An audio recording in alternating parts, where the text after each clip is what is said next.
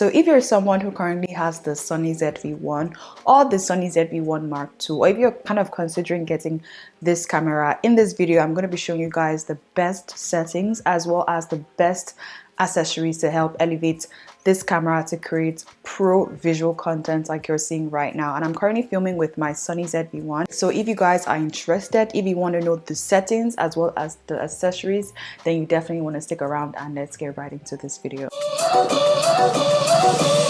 So hey loves, and welcome back to the channel. If you're here for the first time, hi, welcome. My name is Kelechi Mbemana, and like I said in this video, I'm going to be sharing with you guys my Sony ZV1 Mark II settings as well as accessories that I'm currently using in order to get amazing quality content like you guys are seeing right now. And what I love about this is that this accessories kind of conform to the form of this camera, because again, this camera is a very portable camera, and this is a content creator's camera in the sense that you can use this to create any type of content. And I absolutely love it because again, it is portable, it is beginner friendly, it is budget friendly. I'm going to be showing you guys exactly how you can maximize this camera to get the best quality and the best use out of it. So let's get right into it. Okay, so the first thing I like to do is to change my recording mode. Now, if you're someone who likes creating outdoor vlog style content, I definitely would recommend for you to use the intelligent auto mode, because this just makes it easier for you. The camera automatically kind of sets the camera to suit your environment depending on what the lighting looks like as well as what the scenario looks like. So yeah, definitely use the intelligent auto if you are a beginner, or if you're just someone who doesn't have time to be tweaking around settings, or if you're filming outdoor, because I personally use it and I love it. However, for content like this whereby I kind of have some sort of control over the set and the settings as well, what I like to do is to switch over to the manual mode. And I love using manual exposure just so I can kind of tweak the settings to suit exactly what I want and to get the picture that I currently am working with. I'm going to show you guys exactly what my settings are like and how I currently set this camera to film like a studio, you know, YouTube sit down kind of video like I am doing right now. What I love about this camera is that it has the option of filming in 4K, and what that means is that you get 4 times the quality compared to the regular HD, which is amazing because you get really sharp, detailed visuals like you're seeing right now, right? So if you really want to get the best quality out of this camera, you want to be filming in 4K. Alright, so if you're going to be filming in 4K, make sure you change the auto power off temperature to high. Click on OK and then move on. Right now, like I said, I love filming in manual mode. That way I have creative control over the settings, and something that I always do is to make sure that my creative style is fixed this way. I usually film in standard and I put this in -1. I put my contrast in -1, my saturation -1, and my sharpness as well -1. Right, and when it comes to my focus mode, I have this on continuous, focus area wide, exposure I keep this on 0 or 0.3, and when it comes to product showcase, I leave it on depending on the content you're creating. White balance, I leave it at auto white balance. So I personally love using the skin smoothing effect for visuals like this. However, if I were to be filming like a makeup tutorial, skin tutorial, I hardly ever use that because it kind of gives this false illusion of a really clear skin. What I like to do is to tweak the settings to the lowest settings, but then still have it on, because to be honest with you, I kind of like the effects that it gives on my skin when I'm filming content like this. And this is what the lowest setting looks like. That is how I have my camera currently set up to film, and that's the settings I'm currently using.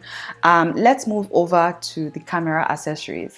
Okay, so now let's talk about the camera accessories. Now, for the accessories that I use for my Sony ZV1, I like to keep it lightweight because I don't want to kind of overwhelm the camera with a lot of gears, a lot of accessories.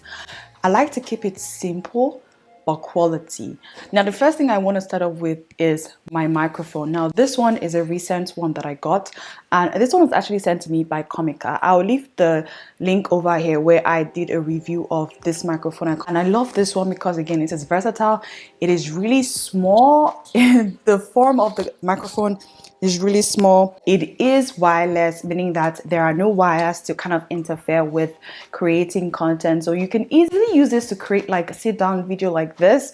You can create like a cooking video, vlogs, lifestyle, beauty, interview, because it does come with two microphones. I have one on me and the other one on here. So it's pretty much easy to install and it's easy to use. And again, if you're vlogging like I do, you can easily move away from the camera. No matter how far you are away from it, you'll still get like premium quality, premium audio quality out of this microphone. So yeah, this is what I'm using right now, and this is what I definitely recommend if you're starting off. If you're someone who wants to elevate your quality, the content of your audio, then definitely consider getting yourself an external microphone like this.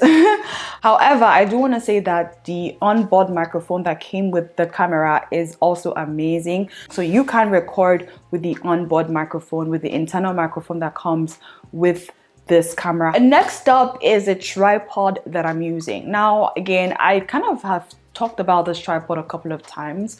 When it comes to the Sony ZV1, like I said, I want to keep it very minimal but still very versatile, because that's something very unique about the Sony ZV1. It is very compact, but it's also very powerful and versatile as well. The tripod I'm using right now is a very minimal tripod, and this one is a selfie tripod. This is what I have going on right now. I'll show you guys what it looks like on my other camera so you guys can kind of see what we have going on. You can use this tripod to vlog because again, it's a selfie tripod. You can angle it, you can move it around, you can put it on the table and record like I'm doing right now. I currently have it on the table. So it's pretty much versatile. There are hot shoes attached to the tripod, so you can attach your light, your microphone, whatever it is, and be on the go. So this is something I definitely recommend if you have the Sony ZV1. However, the downside to this is that the length is a bit restrictive, in the sense that you might have to prop your tripod or the selfie tripod on a table to get an elevated look like I am right now. However, if you're sitting down on the floor and you're vlogging and you want a casual look, then this is definitely something to try out. But next up, we have batteries, guys. I cannot tell you how many batteries I have for the Sony ZV1, and this is what they look like, guys. These ones are off-brand. They are not the Sony ones, but they do perform kind of equivalent to what the Sony ones perform. I have a bunch of these. I have about 7 extra batteries because again, the downside to this camera is that it lasts about 30 minutes when you're recording. It doesn't last for long, so you do need a couple of extra batteries when you're recording. And with the external batteries that you get, you just come with like a charger, which is something that Sony doesn't provide. Sony doesn't provide a charger for your battery, so you do get a charger for your batteries. Something that I just recently got off Amazon is this AC adapter, guys. This is amazing if you are someone who wants to film long form content, you want to film for hours. Definitely consider getting yourself an AC adapter. I always use an AC adapter for my main camera, which is the Canon one, so it makes it easier for me to create and produce content. All you need to do is plug this into the camera and then connect this to the wall or to an external, battery source like a power bank or something, and you're good to go. I'm currently using the AC adapter and I have this plugged to my power bank, as you guys are seeing right now. So this is what is powering up the camera, and this is amazing because now you can film on the go if you're out and about and you want like a continuous power source for this camera. You don't want to be changing batteries, and this is definitely something you should and could try. You can also connect this to the wall. You can connect this to an adapter and plug it up to the wall and film for hours. Basically, this is what it looks like, this is what it sounds like, and absolutely this is a steal if you're someone who films with the Sony ZV1. I've not seen anyone do this and use this. I just started using this, so I'm not really sure how this is going to perform in the long term, but I'll definitely will keep you guys updated if there are any changes. So next up, obviously no brainer, memory cards. These ones are the ones that I definitely recommend. Get these ones if you want to be recording in 4K, or if you want to be recording long form content. You want to record for hours basically. And I do recommend this one from SanDisk because it does record in 4K. Not all memory cards record in 4K, but you want to make sure you're getting the ones that record in 4K. I'll leave a link in the description box for the ones that I definitely recommend for you guys to get if you're planning on filming in 4K. Lighting, guys. So when it comes to lighting, my personal preference is natural light again, because again, it is free, it is easy, and it is basically beginner friendly, and it works well with the Sony ZV1. This is definitely something I recommend. What I'm using right now and what I've been using for a couple of years, because again, it is the best source of light for filming, right? However, if you are vlogging, if you are on the go, or if you just want to create indoor content, you can definitely try an LED panel like this. This one again is from Ulanzi. It's the Ulanzi BL49, and this is what it looks like. It is compact, it is easy to carry along with. You can put this in your bag, you can put this in your pocket, you can put this on your camera, and let me put this to the highest.